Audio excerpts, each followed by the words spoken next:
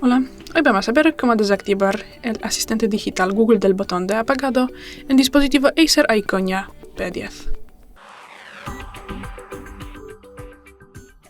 Bueno, pues si mantenemos pulsado el botón de encendido durante unos 2-3 segundos, vamos a ver que nos sale el asistente Google.